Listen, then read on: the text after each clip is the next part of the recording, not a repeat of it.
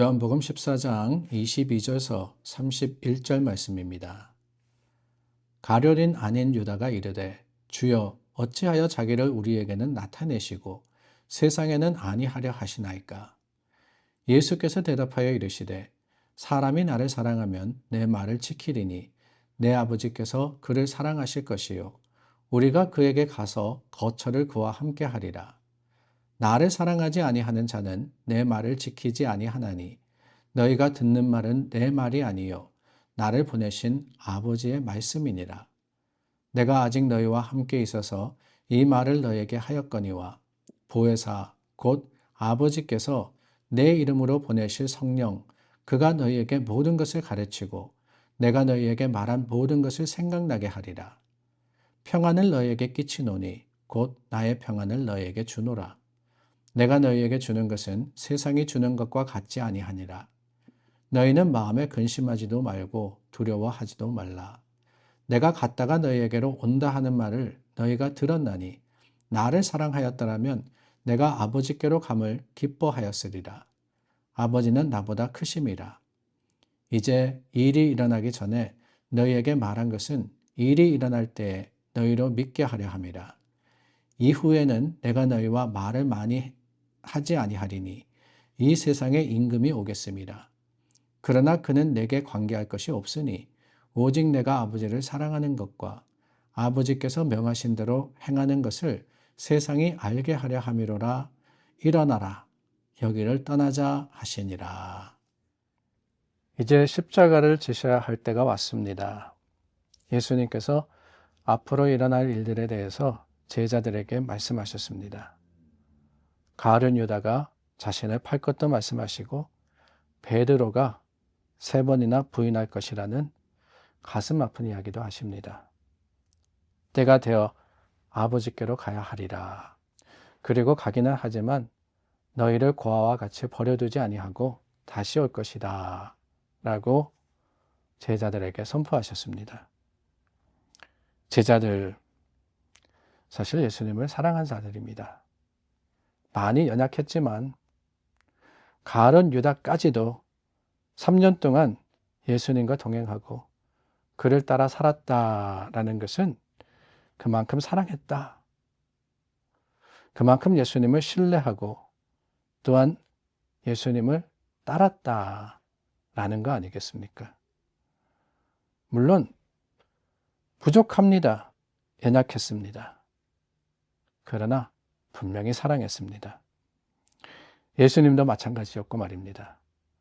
끝까지 사랑하시니라. 예수님과 제자의 관계는 그만큼 특별했다는 거예요.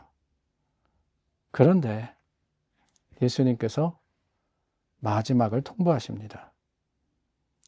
제자들과 함께 식사를 나누시고 그들의 발을 씻기시고 마지막으로 내가 가야 할 시간이다. 너희를 위해서 간다. 제자들의 마음이 어땠을까요? 사랑하는 사람에게서 이별 통보를 받은 것, 그만한 충격이지 않았을까라는 생각이 듭니다.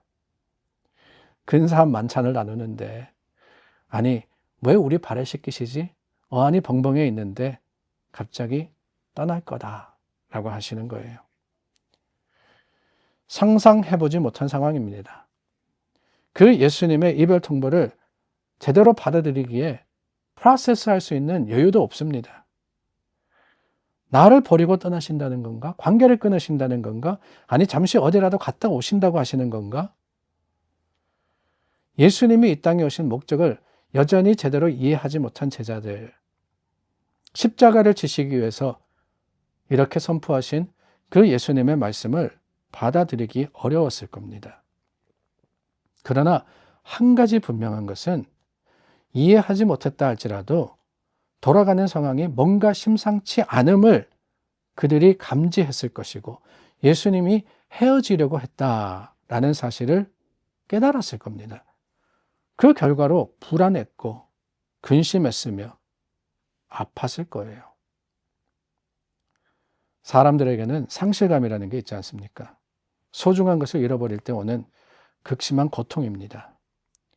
그게 유익한 것이든 아니든 때로는 헤어져야만 하거든요.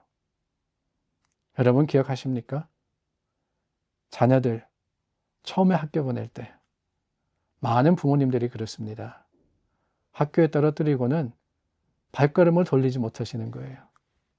아이가 들어갈 때까지 혹시라도 그 눈에 눈물이 흘리지 않을까 걱정 근심을 가지고 바라봅니다. 아니 분명히 알고 있어요. 이제 때가 되었고 학교에 가야지만 배울 수 있고 이것이 더 유익하다는 것을 알지만은 떠나 보내는 마음. 그것도 여러분 불과 몇 시간이지 않습니까?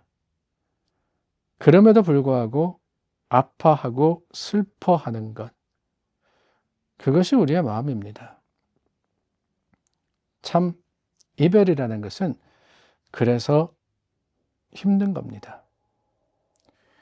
제자들에게 예수님과 헤어진다라는 사실, 너희를 위해서 가야 할 때가 되었기 때문에 이것이 유익이라고 하셨음에도 불구하고 들리지 않았을 거예요. 안 됩니다. 그럴 수 없습니다. 베드로가 긋고 말렸던 이유가 다른 데 있었던 것이 아니지요. 그런 슬픔을 당하지 않기를 원했던 거예요. 사랑했을 뿐만 아니라 3년이라는 짧지 않은 시간을 따라다녔고 항상 같이 계셨던 예수님. 그 예수님이 떠난다라고 하셨을 때 찾아드는 두려움과 상실감과 근심 이런 것들이 그들의 마음에 마치 큰 파도와 같이 부딪혀 왔을 겁니다.